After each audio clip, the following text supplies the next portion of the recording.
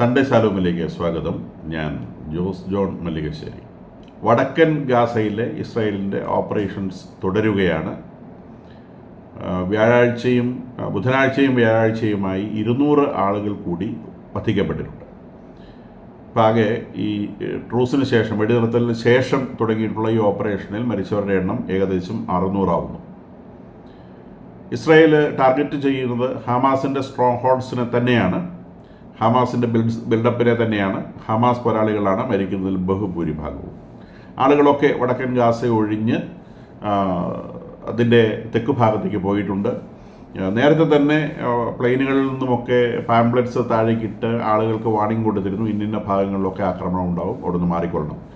ജീവൻ രക്ഷിക്കാൻ താല്പര്യമുള്ള ആളുകളൊക്കെ അതാത് സ്ഥലങ്ങളിൽ നിന്ന് മാറിയിട്ടുണ്ട്.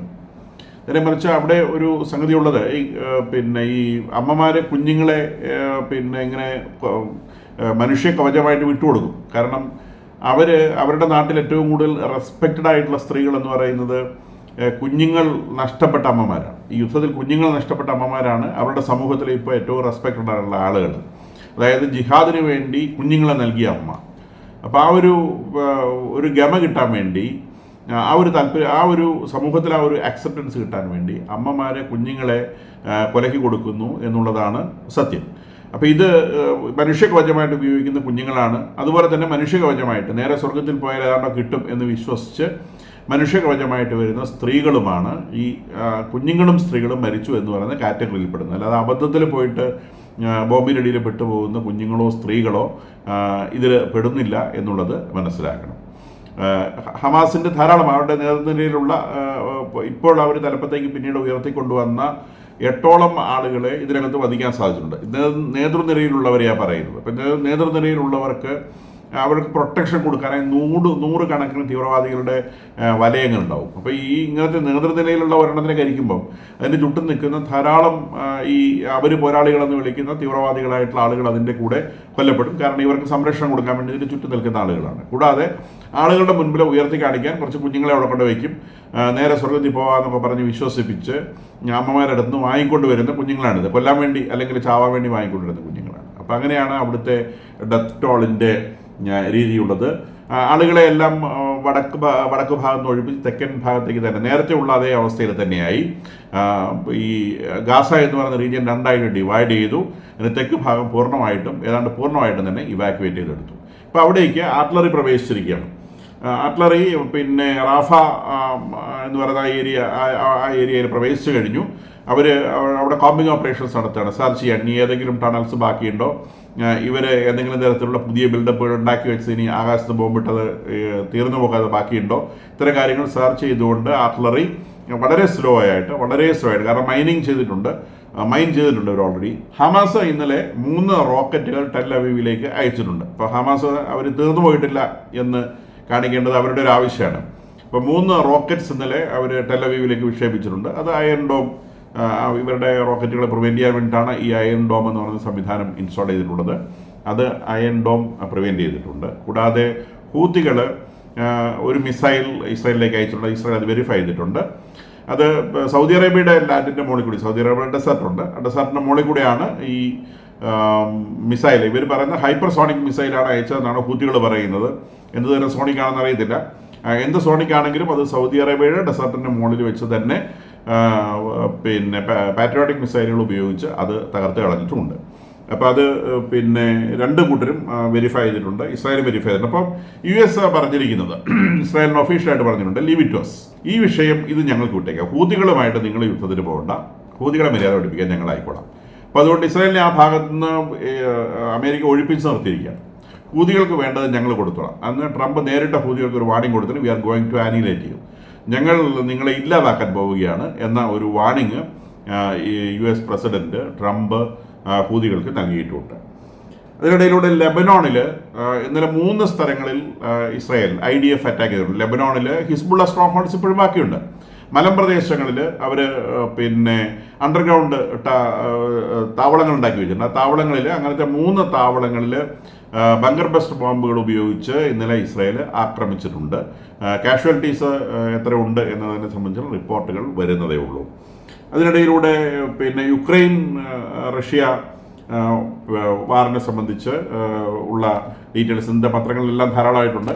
ഈ പത്രങ്ങളിൽ കാണുന്ന റിപ്പോർട്ടുകളും സംഭവിച്ചതുമായിട്ട് വലിയ ബന്ധമുണ്ടെന്ന് തോന്നില്ല. കാരണം നമ്മുടെ മലയാള മനോരമയൊക്കെ റിപ്പോർട്ട് ചെയ്തത് പിന്നെ ഇറച്ചിക്കടയിൽ പോയിട്ട് പൂച്ച നിൽക്കുന്ന പോലെ ട്രംപ് പിന്നെ പുട്ടിൻ്റെ അടുത്ത് പോയിട്ട് ഇങ്ങനെ കൈയും കുപ്പി നിന്നു 3 മണിക്കൂർ കാത്തിരുത്തിച്ചു എന്നൊക്കെയാണ്.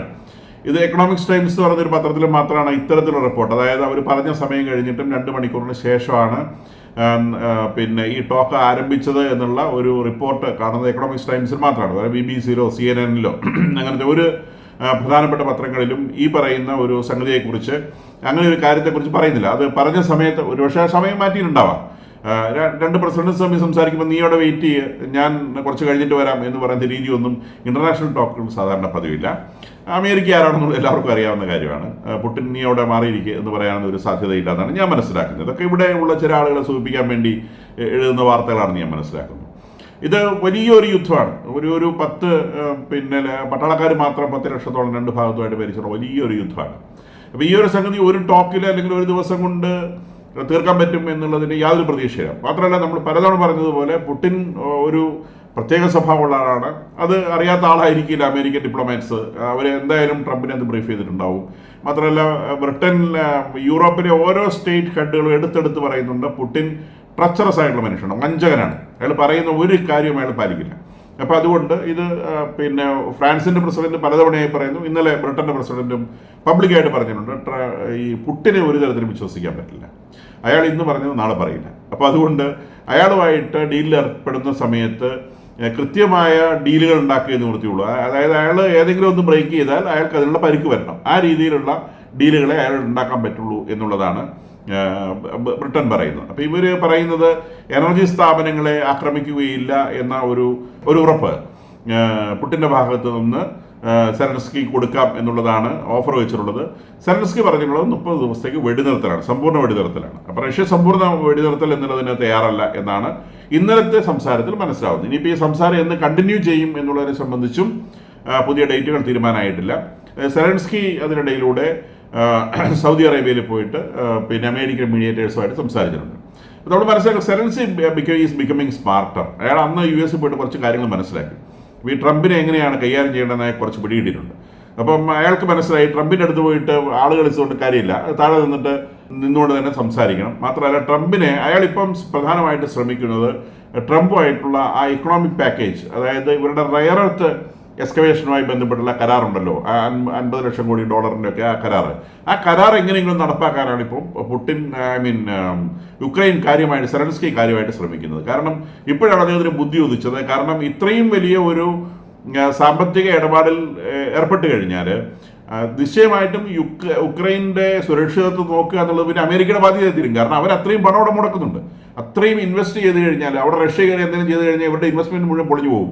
അപ്പം അമേരിക്കൻ മുതലാളിമാരുടെ താല്പര്യങ്ങൾ, അവർ ആരൊക്കെയാണോ അവിടെ വന്ന് ഈ ഒരു കാര്യത്തിലേക്ക് വേണ്ടി ഇൻവെസ്റ്റ് ചെയ്യുന്നത്, അവരുടെ താല്പര്യങ്ങൾ സംരക്ഷിക്കാൻ വേണ്ടി അമേരിക്കയ്ക്ക് അവിടെ പരിപൂർണമായിട്ടുള്ള സുരക്ഷിതത്വം ആ രാജ്യത്ത് ഏർപ്പെടുത്തേണ്ടി വരും. അപ്പോൾ ഇതിന് നാറ്റോ അംഗത്വം കിട്ടിയില്ലെങ്കിലും പ്രശ്നമില്ല. കാരണം അത് അമേരിക്കയുടെ സ്വന്തം അലയായിട്ട് മാറും. അതോടുകൂടി യുക്രൈൻ്റെ എല്ലാ പ്രശ്നങ്ങൾക്കും പരിഹാരമാവുകയും ചെയ്യും. അവരുടെ സാമ്പത്തിക പ്രശ്നങ്ങൾക്കും പരിഹാരമാവും. അവരിപ്പോൾ ദാരിദ്ര്യത്തിൽ ബുദ്ധിമുട്ട് നിൽക്കുകയാണ്. അവരെ കൊണ്ട് ഈ റയർ എർത്തുകൾ എക്സ്കവേറ്റ് ചെയ്തെടുക്കാനോ അതിന് മെറ്റലർജി ഭയങ്കര കോംപ്ലിക്കേറ്റഡ് ആണ്. അപ്പോൾ അതുകൊണ്ട് ഇപ്പം തന്നെ കുഴിച്ചെടുക്കുന്ന rare earth materials, minerals process ചെയ്യുന്ന ഉക്രൈനിലല്ല, അത് പ്രോസസ്സ് ചെയ്യുന്ന ചൈനയിലാണ്. അപ്പോൾ അവർക്കത് പ്രോസസ്സ് ചെയ്യാനുള്ള ടെക്നോളജി ഇല്ല.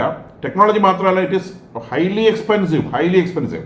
അപ്പോൾ അത്രയും എക്സ്പെൻസീവ് ആയിട്ടുള്ള രീതിയിൽ അതിൻ്റെ മെറ്റലർജി അപ്ലൈ ചെയ്ത മെറ്റലിനെ സെപ്പറേറ്റ് ചെയ്തെടുത്ത് വിൽക്കാനുള്ള ശേഷി ഉക്രൈനില്ല. നേരെ മറിച്ച് US വന്നു കഴിഞ്ഞാൽ അതിൻ്റെ മെറ്റലർജി അവിടെ വെച്ച് തന്നെ അത് മെറ്റൽ വേർതിരിക്കുന്ന മെറ്റലർജിക്കൽ പ്രോസസ്സുകൾ നടക്കും. അതിന് ഫാക്ടറി വരും, അതിന് എംപ്ലോയ്മെന്റ്സ് വരും. യുക്രൈനെ സംബന്ധിച്ച് ലോട്ടറിയാണ് ഈ ഒരു സംഗതി. അപ്പോൾ അതെങ്ങനെയും നടപ്പിലാക്കി എടുക്കാനാണ് ഇപ്പോൾ സെലൻസ്കി ശ്രമിക്കുന്നതെന്നാണ് പത്രങ്ങൾ പ്രധാനമായിട്ട് റിപ്പോർട്ട് ചെയ്യുന്നത്. അപ്പോൾ സെലൻസ്കിക്ക് ബുദ്ധി ഉദിച്ചു എന്നാണ് ഇന്നലെ വാൾസ്ട്രീറ്റ് ജേർണൽ പറഞ്ഞിട്ടുള്ളത്. അദ്ദേഹം ഒരു രാജ്യതന്ത്രജ്ഞന്റെ ലെവലിലേക്ക് വളർന്നതായി കാണപ്പെടുന്നു എന്നാണ് അവർ പറയുന്നത്. അപ്പോൾ സ്വാഭാവികമായിട്ടും ട്രംപ് ഇതിനകത്ത് വന്ന് കുടുങ്ങിയാൽ, അദ്ദേഹം സാമ്പത്തിക താല്പര്യങ്ങളും ഇല്ലാതെ ഉള്ള ആളാണ്. അപ്പോൾ അതിൽ വന്ന് കുടുങ്ങിക്കഴിഞ്ഞാൽ ഉക്രൈൻ്റെ സുരക്ഷ എന്നുള്ളത് ട്രംപിന് തന്നെ ഉറപ്പിക്കേണ്ടി വരും.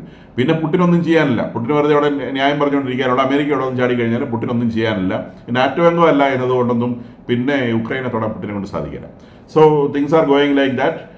ഈ പറയുന്ന ഈ ട്രംപിൻ്റെയും പുടിൻ്റെയും ഡിസ്കഷനെ സംബന്ധിച്ച് രണ്ട് രാജ്യങ്ങളും അവരുടെ പ്രസ് റിലീസ് ഇറക്കിയിട്ടുണ്ട്. രണ്ടും തമ്മിൽ വ്യത്യാസമുണ്ട്. അപ്പോൾ ഇന്നലെ ഈ നമ്മുടെ പത്രം റിപ്പോർട്ട് ചെയ്തതുപോലെ പിന്നെ ഇസ്രായേൽ ഹമാസ് യുദ്ധമായിരുന്നു പിന്നെ ചർച്ചയുടെ പ്രധാന ഭാഗം മനോരമ എഴുതി പിടിപ്പിച്ചു. അങ്ങനത്തെ കാര്യങ്ങളൊന്നും സംഭവിച്ചിട്ടില്ല. അത് ഡിസ്കഷനിൽ വരും. സ്വാഭാവികമായിട്ടും ലോകത്ത് നടക്കുന്ന ഒരു പ്രധാനപ്പെട്ട ഇഷ്യൂ എന്ന നിലയിൽ ഡിസ്കഷനിൽ വരും. അതിനകത്ത് എന്തെങ്കിലും കണ്ടീഷൻസ് വെച്ചായിട്ടൊന്നും രണ്ട് രാജ്യങ്ങളുടെയും പ്രസ് റിലീസിനകത്ത് പറയപ്പെട്ടിട്ടില്ല. ഈ പ്രസ് റിലീസ് പറഞ്ഞ കാര്യമല്ലാതെ വേറെ ഒന്നും, ഈ ടോക്കിൽ ടെലിഫോണിക് കോൺവെർസേഷനാണ്. ഈ കോൺവെർസേഷൻ എന്ത് സംഭവിച്ചു ലോകത്തിൽ ആർക്കും അറിയാൻ പാടില്ല. അവർ പ്രസ് റിലീസിൽ എന്ത് പറഞ്ഞു അത് മാത്രമേ എല്ലാവർക്കും അറിയാൻ പാടുള്ളൂ. അങ്ങനെയാണ് കാര്യങ്ങൾ നടക്കുന്നത്. എന്തായാലും ഇസ്രായേൽ ഹമാസിനെതിരെ അതിശക്തമായിട്ട് ആഞ്ഞടിച്ചുകൊണ്ടിരിക്കുകയാണ്. ഹമാസ് ഇസ്രായേലിൽ പറ്റാവുന്നതുപോലെ പരസ്യം ചെയ്യുന്നുണ്ട്. ഇത് ഇനിയുള്ള ജീവനുള്ള ആളുകളുടെ ബന്ദികളുടെ ജീവൻ വെച്ചുകൊണ്ടാണ് നെതന്യാഹു കളിക്കുന്നത് എന്ന് പറഞ്ഞുകൊണ്ട് അവർ ഓൺലൈൻ ചാനലുകളൊക്കെ ഉപയോഗിച്ച് ഇസ്രായേലിലൊക്കെ ന്യൂസ് സ്പ്രെഡ് ചെയ്യുകയും അതിൻ്റെ